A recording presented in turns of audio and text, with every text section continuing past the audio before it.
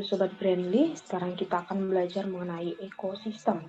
Nah, di sini ada pertanyaan yaitu, apakah perbedaan antara rantai makanan dan jaring-jaring makanan?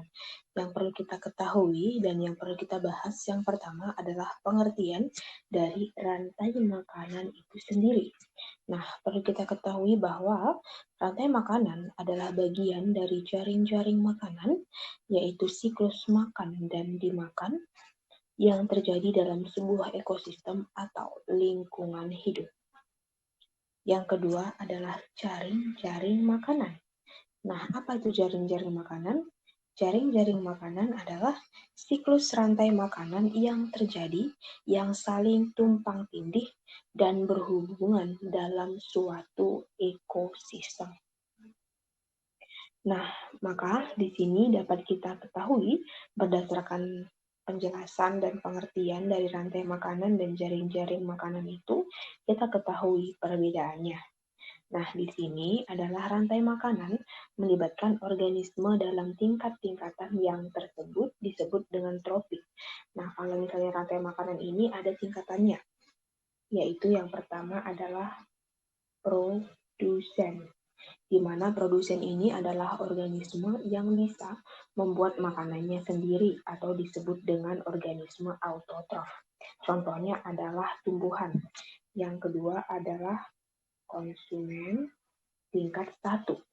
Di sini organisme yang bergantung pada produsen untuk kebutuhan makanan sebagai sumber energi.